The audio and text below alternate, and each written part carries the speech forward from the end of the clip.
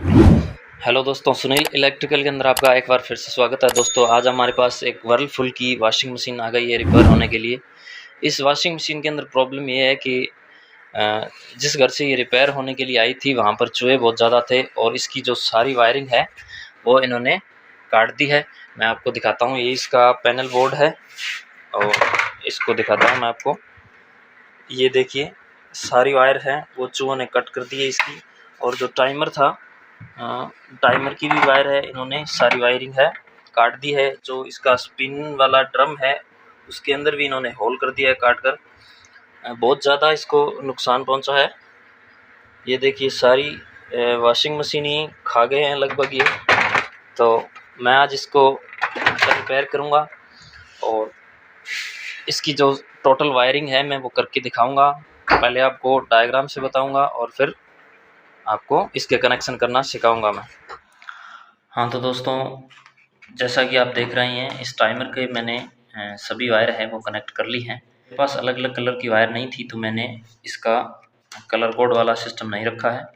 तो मैं आपको एक बार बता देता हूँ कि कौन सी वायर है वो किसके लिए मैंने निकाली है, फिर आपको मैं डायग्राम से कनेक्शन बताता हूँ। देखिए दोस्तों, ये मोटर वाला टाइमर है। इसके अंदर मोटर लगी होती है, इसके अंदर इसको चलाने के लिए इसके अंदर चाबी नहीं भरी जाती। तो ये एक वायर तो मोटर, इस मोटर के लिए न्यूट्रल है। ये फेज़ है, फेज़ इसको भी मिलेगा, इस मोटर को भी मिलेगा। और जो वाश मोटर लगाएंगे हम, उसका फेज़ भी इन दोनों वायरों की मदद मदद से इन मोटर पर पहुंचेगा। और ये जो वायर है बजर के लिए है, बजर के लिए ये वायर मैंने निकाल दी है। अब मैं आपको इसका डायग्राम से इसका कनेक्शन है बताता हूँ। वीडियो को ध्यान से देखना है। वर्लपुल का ये टाइमर था दोस्तों। आपके पास भी मुझे कमेंट करके बताना सबसे ज़्यादा जो वॉशिंग मशीन है रिपेयर होने के लिए कौन सी आती है, तो ये कमेंट ज़रूर करना आप। पहले वाश मोटर का बताऊँगा, फिर स्पिनर जो मोटर होती है उसका कनेक्शन करना मैं बताऊँगा आपको। तो पहले मैं यहाँ पर बना लेता हूँ, एक वाश मोटर बना लेता हूँ। ये रही वाश मोटर है, ये वाश मोटर है, वाश मोटर होगी। और ये इसकी 3 वायर है यहाँ से निकली हुई हैं। 3 वायर मैंने निकाल दी है यहाँ से। 3 वायर में से एक कॉमन होगी और 2 है वो कैपेसिटर पर जाएगी।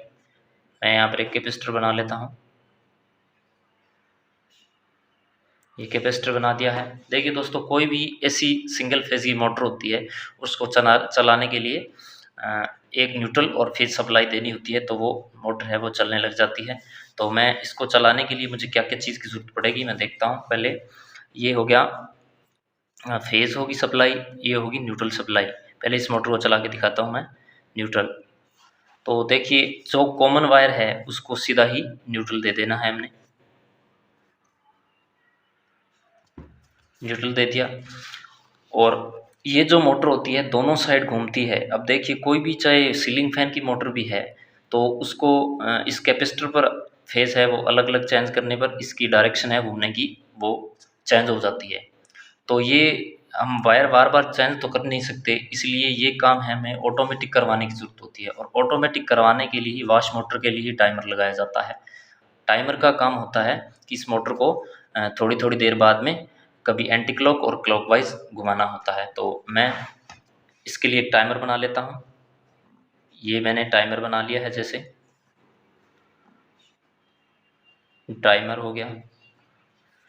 अब टाइमर को भी पहले सप्लाई देनी होगी।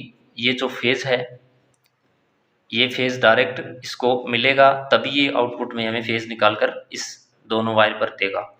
तो यहाँ से 2 वायर निकलेंगी। ये दोनों वायर है वो सीधा ही कैपेसिटर पर आएगी।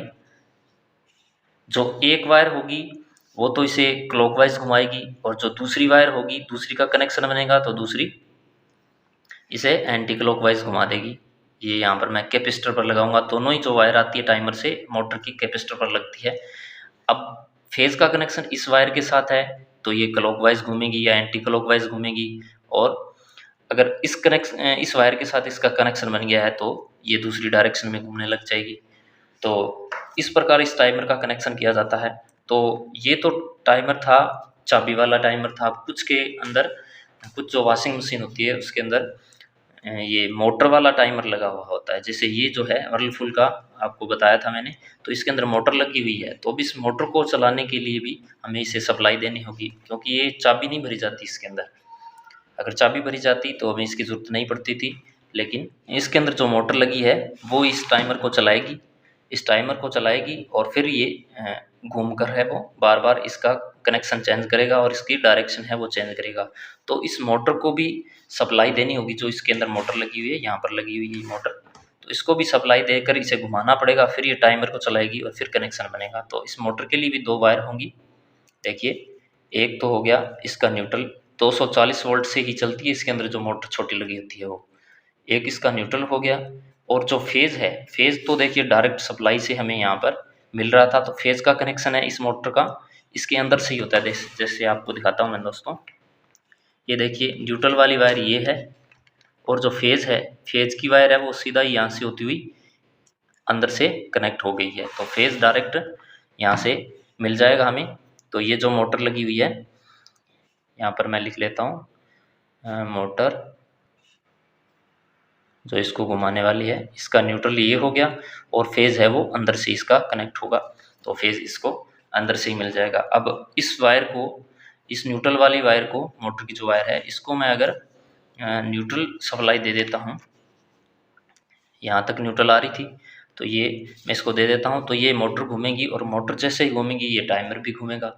टाइमर घूमेगा तो इसका कनेक्शन है उल्टा सीधा होगा, और ये मोटर है वो उल्टी सीधे राउंड करेगी। तो अब दोस्तों बजर का कनेक्शन की भी बात करता हूँ। जैसे मैं बजर बना लेता हूँ, तो जैसे ही कपड़े धुलने वाले होते हैं या टाइमर है ये ऑफ होने वाला होता है, तो बजर है वो बजने लग जाता है। तो उसका कनेक्शन किस प्रकार होता है उसको भी मैं बताता हूँ आपको। तो बजर की 2 वायर होगी, एक तो न्यूट्रल होगा और एक होगा फेस होगा, फेस होगा। अब इस बजर को भी बजने के लिए फेज़ और न्यूट्रल की सप्लाई चाहिएगी। तो जो न्यूट्रल है मैं डायरेक्ट ही इस सप्लाई से, यहाँ तक ये टाइमर के पास न्यूट्रल आ रहा था, तो मैंने न्यूट्रल है वो सीधा डायरेक्ट इसको दे दिया है। अब इस बजर का कनेक्शन इस प्रकार होता है इस टाइमर से, जैसे ही ये टाइमर ऑफ होने वाला होता है, वॉशिंग मशीन है, वॉश मोटर ऑफ होने वाली होती है, तो इस जो बजर है, बजर का कनेक्शन इसके अंदर से बनता है, ये टाइमर बनाता है, ये ऑटोमेटिक बनाता है। तो उस वायर के अंदर फेज़ का कनेक्शन है वो शुरू हो जाएगी, फेज़ की सप्लाई इसके अंदर शुरू हो जाएगी। अगर ये टाइमर चल रहा है, लंबे टाइम तक चल रहा है, तो कोई दिक्कत नहीं, और इसके अंदर उस टाइम फेज़ की सप्लाई नहीं होगी। जिस टाइम ये बंद होने वाला होगा उसी टाइम ही ये टाइमर है इसके अंदर फेज़ की सप्लाई भेज देगा, और ये फेज़ इसके अंदर सप्लाई, फेज़ सप्लाई जाते ही ये बजर बजने लग जाएगा। तो ये तो हो गया टाइमर, बजर, और इसका कनेक्शन हो गया वॉश मोटर का। अब मैं आपको अलग से बता देता हूँ, जो स्पिन मोटर लगी होती है, स्पिन मोटर का कनेक्शन है वो वर्क किस प्रकार होता है, तो वो भी मैं आपको बता देता हूँ। ये है स्पिन मोटर। अब स्पिन मोटर भी की भी वायर है वो 3 वायर होगी। अब 3 वायर में से एक कॉमन होगी, और 2 वायर पर कैपेसिटर जुड़ा होगा, कैपेसिटर जुड़ा होगा, ये डायरेक्ट इसको मिल जाएगी। अब ये मोटर जो होती है इसको उल्टा सीधा राउंड करने की ज़रूरत नहीं होती, तो इसके लिए हमें टाइमर की ज़रूरत नहीं होती है, सिर्फ हमें एक स्विच का कनेक्शन ही करना होता है। तो इसको हमने उल्टा सीधा नहीं घुमाना है, तो इसके लिए हमें टाइमर की ज़रूरत नहीं होती। तो अब ये मोटर है, इसको मैं एक तो कॉमन जो वायर है इसको मैं न्यूट्रल सप्लाई दे देता हूँ डायरेक्ट ही, लेकिन ये भी चलेगी तभी जब इसको फेज सप्लाई मिलेगी। अब फेज सप्लाई इसको कैसे मिलेगी, तो जो इसका जो पैनल लगा हुआ होता है वहाँ पर लगा हुआ होता है एक रोटरी स्विच लगा हुआ होता है, स्विच लगा हुआ होता है, इस पर 2 वायर के कनेक्शन होते हैं। अब मोटर, इस मोटर की डायरेक्शन है वो इन वायर पर डिपेंड करेगी, हमें उल्टी सी चलानी है या सीधी चलानी है परमानेंटली। तो मैं जैसे इस वायर से ही इसका कनेक्शन कर देता हूँ, ये सीधी डायरेक्ट हमें इस स्विच पर लेकर जानी है, इसका कनेक्शन करना है हमें। और जो फेज़ है, फेज़ है, अब फेज़ सीधा डायरेक्ट इस स्विच पर नहीं जाएगा। क्यों नहीं जाएगा, क्योंकि जो स्पिन मोटर होती है, स्पिन मोटर के ऊपर जो ढक्कन लगा हुआ होता है, उस ढक्कन के साथ भी एक पुश बटन का कनेक्शन होता है। जैसे ही हम ढक्कन को खोलते हैं तो मोटर है ये अपने आप ऑफ हो जाती है। ये किस कारण ऑफ होती है? क्योंकि वहाँ पर एक पुश बटन लगा हुआ होता है। पुश बटन होता है तो ये सीधी जाएगी वायर, इस पर फेज़ की वायर है सीधी पुश बटन पर जाएगी, और जो ये स्विच है इसकी वायर इस पुश बटन पर आ जाएगी। अब जैसे ही ढक्कन ऑफ होता है तो इसका कनेक्शन बन जाता है, कनेक्शन बना हुआ होता है, और जैसे ही हम इस स्विच को चलाते हैं तो फेज़ की सप्लाई है डायरेक्ट यहाँ से होती हुई इस मोटर को मिल जाती है, तो ये मोटर घूमने लग जाती है। अब मोटर घूम रही है, जैसे ही हमने ढक्कन को उठा दिया तो इस स्विच का कनेक्शन है वो हट जाता है, इसका तो बना रहता है लेकिन इसका हट जाता है। इसका हटने से इसका फेज़ है वो यहीं पर रह जाता है, आगे फेज़ नहीं जा पाता, तो ये मोटर है वो नहीं चल पाती। तो ये भी होता है, साथ में इसके जो यहाँ पर एक ब्रेक का सिस्टम भी होता है, ब्रेक लगी होती है यहाँ पर एक। अब ब्रेक कैसे काम करती है, यहाँ पर इसके साथ अटैच होती है वो, यहाँ पर कर लेता हूँ मैं, यहाँ पर अटैच होती है। और इस ब्रेक का जो सिस्टम होता है वो उसी ढक्कन के साथ ही होता है। इस ब्रेक की हमें क्या ज़रूरत है? इस ब्रेक की ज़रूरत हमें ये है, जब मोटर चल रही है और हाई स्पीड के अंदर चल रही है इसका ड्रम, तो जैसे ही ढक्कन को खोलते हैं ये हाथों हाथ है वो बंद हो जाता है। क्यों बंद हो जाता है? क्योंकि जो इसके साथ वायर कनेक्ट होती है, जो स्प्रिंग लगा हुआ होता है, और ढक्कन खोलने से अगर ढक्कन बंद है तो ढक्कन बंद है तो ये ब्रेक है वो खिंचा हुआ रहता है, खिंचा हुआ रहता है जिससे इस पर लोड नहीं होता और ये घूमती है। और जैसे ही हम इस ढक्कन को ओपन कर देते हैं, ओपन करने पर ये स्प्रिंग है वो ढीला हो जाता है। ढीला होने पर ये जो है ये ब्रेक है इसके साथ चिपक जाती है, जिससे इसको पकड़ लेती है और ये जल्दी से जल्दी बंद हो जाती है। इसकी जल्दी से जल्दी बंद करने के लिए ये ब्रेक लगाई जाती है। तो डायग्राम आपको समझ में आ गया होगा। तो इसी के हिसाब से अब मैं उस वॉशिंग मशीन के अंदर कनेक्शन करता हूँ, और वीडियो में बने रहना, आगे कनेक्शन करके बता रहा हूँ। दोस्तों जैसा कि आप देख पा रहे हैं, मैंने इसकी जो सारी वायरिंग है वो कर दी है डायग्राम के हिसाब से। आपको थोड़ा सा मैं बता देता हूँ किस प्रकार मैंने वायरिंग की है। देखिए ये दोनों जो वायर हैं वो ये इस मोटर के लिए है, वॉश मोटर के लिए, ये जो इसके अंदर डायग्राम के अंदर बताया था ये, और ये जो वायर हैं वो ये दोनों वाले वायर हैं। तो ये मैंने यहाँ से मोटर पर कनेक्ट कर दिया, कैपेसिटर पर, ये कैपेसिटर लगा हुआ है। और ये जो रेड वायर है, रेड वायर वाली ये वायर है जो स्पिन मोटर के लिए है, जो इस रोटरी स्विच से आ रही है, कैपेसिटर पर मैंने दे दी है। तो ये वो वायर हो गई। और इसके डैशबोर्ड को मैं ये खोल के दिखाता हूँ। इसके जो पैनल बोर्ड है मैंने इसको खोल के दिखाता हूँ मैं। ये है न्यूट्रल की वायर आ रही है, ये देखिए, ये सप्लाई की वायर है। सप्लाई की वायर से यहाँ पर न्यूट्रल की वायर है। न्यूट्रल की वायर में से एक तो मैंने डायरेक्ट न्यूट्रल बजर को दे दिया है, और दूसरा जो न्यूट्रल है मैंने इस टाइमर की मोटर को दे दिया है।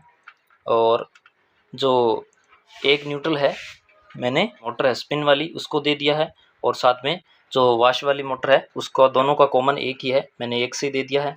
और ये है फेज़ सप्लाई।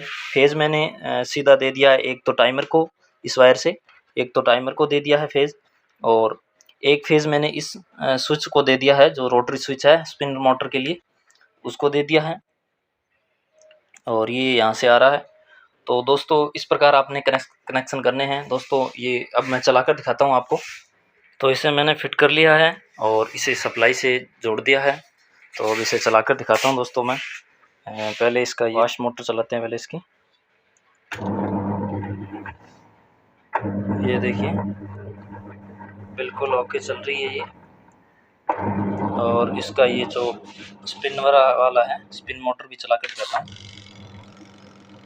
ये देखिए चलने लग गया है। जैसे मैं इसको खोलता हूँ, ये देखिए इसको बंद कर दिया मैंने, चल रहा है ये अब।